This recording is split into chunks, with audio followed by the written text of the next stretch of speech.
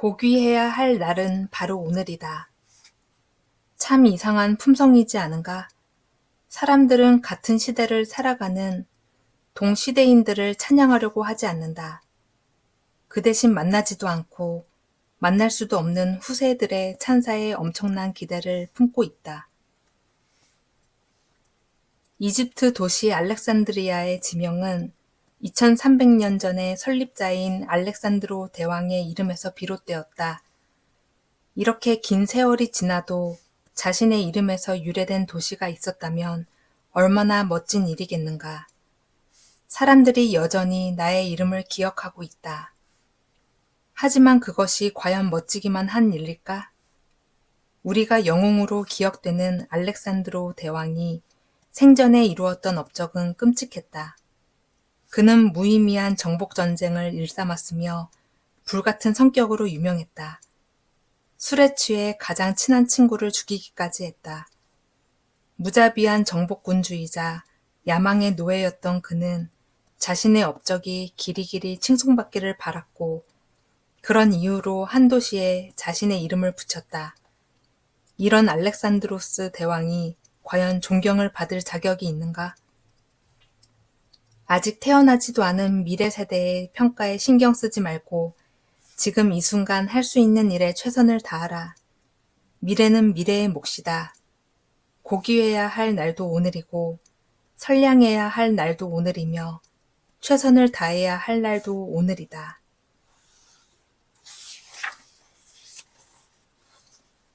어디에 능숙해질 것인가?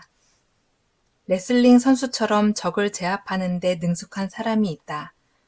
하지만 그 능숙함이 곧 공동체를 위해 더 많은 일을 하게 하는 것도 아니고 합리적인 사고를 하게 하는 것도 아니다. 어떤 조건을 더 잘 다룰 수 있도록 하는 것도 타인의 실수에 더 관용적이게 하는 것도 아니다. 자기 개발은 아름다운 목표이다. 사람들은 대부분 그것조차 이룩하지 못한다. 하지만 자기 개발을 이룩하는 사람들 중 일부는 그 과정에서 자만심과 허영심까지 함께 얻으며 소중한 것을 상실하기도 한다.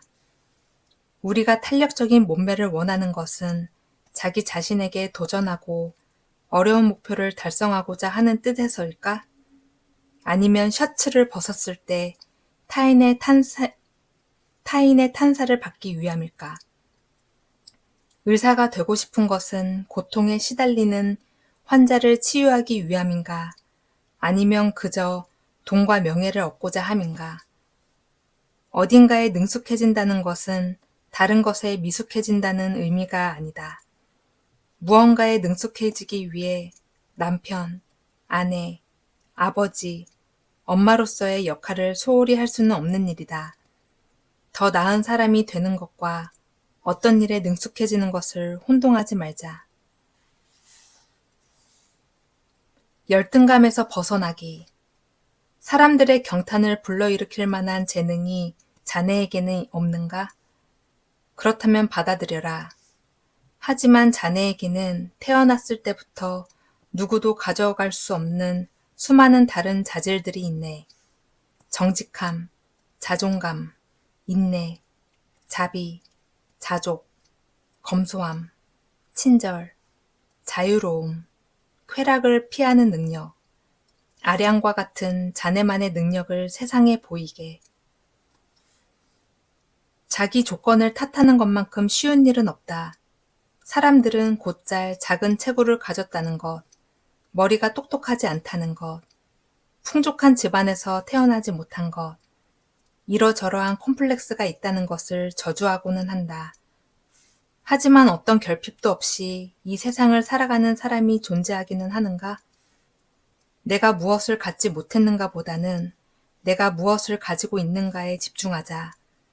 우리에게는 진실함을 선택할 능력이 있으며 위험을 갖출 수 있는 능력과 인고의 시간을 견뎌낼 인내력이 있다. 검약, 순수, 친절처럼 노력의 결과로 얻어지는 인간의 자질도 있지 않은가? 어떤 품성이, 어떤 자질이, 어떤 능력이 인간의 품위를 여실하게 드러낼 수 있는지 생각해보자.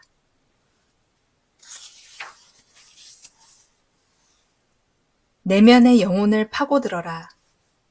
내면을 깊이 탐구하라. 파기만 하면 마르지 않고 흐르는 선의 원천이 그곳에서 우리를 기다리고 있으니 우리는 좋은 것만이 앞길에 펼쳐지길 희망한다. 좋은 소식, 좋은 날씨, 그리고 행운과 같은 것들 말이다. 하지만 그런 것들은 변덕이 심하여 나타났다가 금방 사라지곤 한다. 변하지 않고 영원히 좋은 것으로 남아있는 것은 이미 우리 안에 있다. 우리 안에 선은 상황이나 조건에 상관없이 그 모습 그대로 존재한다. 그러나 선은 택배처럼 배달되는 것이 아니다. 내면의 영혼을 파고들고 깊은 사색과 행동을 일치시켜야 비로소 모습을 드러낸다. 어떻게 살 것인가? 무엇이 방해물로부터 인간을 자유롭게 할 수 있는가? 무엇이 자기 결정으로부터 인간을 자유롭게 하는가? 높은 지위, 왕국조차도 우리를 자유롭게 할 수가 없네. 어떻게 살 것인가에 관한 지식만이 그렇게 할 수 있지. 우리는 지식을 탐구해야만 하네. 우리에게는 두 가지 기본적인 과제가 있다. 하나는 선량한 사람이 되는 것이고, 다른 하나는 사랑하는 일을 찾는 것이다. 하지만 에너지와 잠재력을 낭비하면서 이 두 가지 과제 중 어느 하나도 수행하지 못하는 사람들이 많다. 두 가지 과제의 수행을 막은 것은 무엇일까? 스토아 철학자들은 말한다. 잡념으로 이끄는 것에, 감정을 파괴하는 것에, 그리고 외부의 압력에 굴복했기 때문이다. 우리는 삶의 모든 국면에서 이렇게 물어야 한다. 내가 잘할 수 있는 것은 무엇일까? 나에게 허락된 삶의 시간 안에 무엇을 하는 것이 나에게 최선인가? 위대한 일을 하라는 것이 아니다. 사소한 것이라도 내가 잘 해낼 수 있는 일을 하라는 것이다. 아주 작은 성취가 모여 큰 성취가 된다. 그 모든 것은 어떻게 살 것인가 라는 물음에서 시작된다.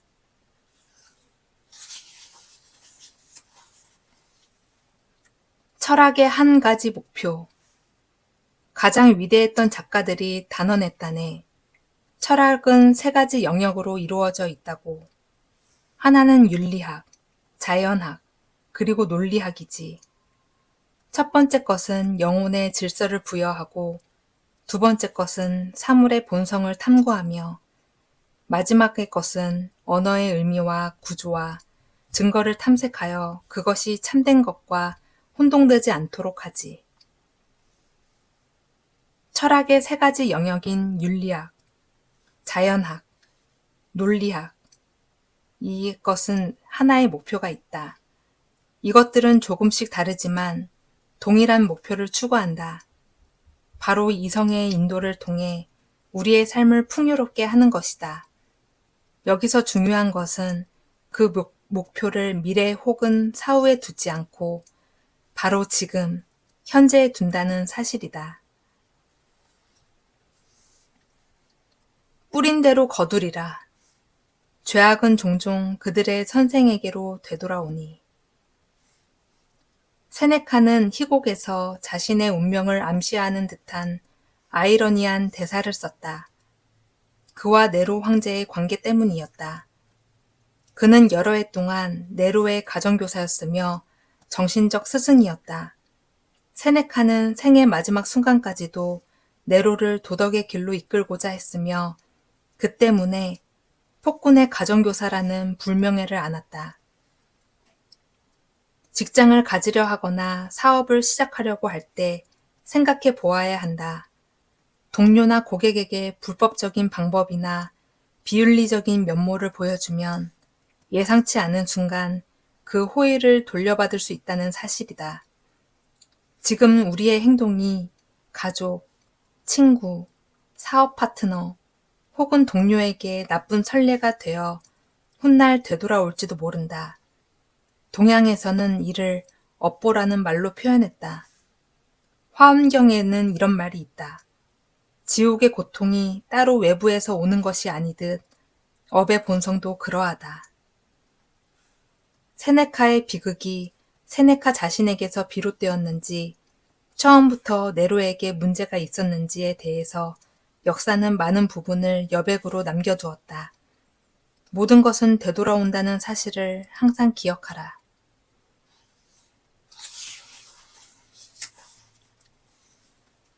찬양만 하지 말고 따라가라. 자기 자신을 위해 가감한 행동을 하게. 그러면 그것을 따라하려는 사람들이 자네 뒤를 따를 것일세. 그리스 로마 시대에도 지금처럼 대중의 나팔수 노릇을 하려드는 정치인이 많았다. 그들은 청중과 조국, 그리고 군대를 화려하고 과장된 수사로 찬양하고는 했다. 우리는 세계 역사상 가장 위대한 나라의 시민입니다. 지금도 많은 정치인이 이런 이야기를 한다. 그 자신이 유명한 연설가였던 데모스테네스가 이 점을 지적했다. 유명하고 성스러운 곳에 서서 선조들의 업적을 찬양하고 그들의 공헌과 승리를 나열하고 있을 때 우리는 기꺼이 몇 시간이고 앉아서 그들의 연설을 들을 수 있다. 아첨이 의도하는 바는 무엇일까? 자신들의 진정한 목적을 숨기려 하는 것이다. 데모스테네스는 이를 두고 다시 일갈했다. 그들은 우리 조국과 선조를 찬양함으로써 조국과 선조를 동시에 배신하려 든다. 선조들의 영광을 늘어놓은 정치인을 감탄의 눈길로 보지 말라. 선조들의 덕목을 흉내내려고 노력하라. 세네카가 이 데모테네스의 말을 그대로 인용했다. 그것이 진실로 위대한 것이라면 단지 찬양만 해서는 안 된다. 그들의 길을 따라가라. 그러면 우리 또한 누군가의 모범이 된다. 인격이 운명이다. 사람들은 저마다 자신만의 인격을 갖고 있다네. 하지만 그들의 공식적인 지위는 그저 우연에 의해 획득되는 것이지. 자네가 누군가를 식탁으로 초대한다면 그만한 자격이 있기 때문에 또 그만한 자격을 갖게 하기 위해 초대하는 것이어야 하네. 채용 과정에서 많은 고용주는 지원자들이 어느 학교 출신인지 혹은 과거에 어떤 경력을 쌓았는지를 살펴본다. 이는 과거의 이력이 미래의 이력을 가리키는 지표라고 생각하기 때문이다. 하지만 항상 그럴까? 이들이 성공한 이유는 대부분 행운이 따랐기 때문이다. 옥스퍼드나 하버드에 입학할 수 있었던 학생들은 보통 부모 덕을 누린 경우가 많다. 그렇다면 그와 같은 이력을 쌓지 못했거나 행운을 누리지 못한 젊은이들은 무가치한 것일까? 이것이 바로 인격이 그 사람의 됨됨이를 판가름하는 지표가 되어야 하는 이유이다. 직업이 아니라 그가 소유하고 있는 부가 아니라 그의 내적인 덕성이 바로미터가 되어야 한다. 인격이 운명이다 라고 말한 헤라클레이토스의 말처럼 자신의 삶을 향상시키는 방향은 인격을 기준으로 삼아야 한다. 그리고 그 기준은 우리가 우리의 삶으로 초대하려는 사람에게도 마찬가지로 적용되어야 한다.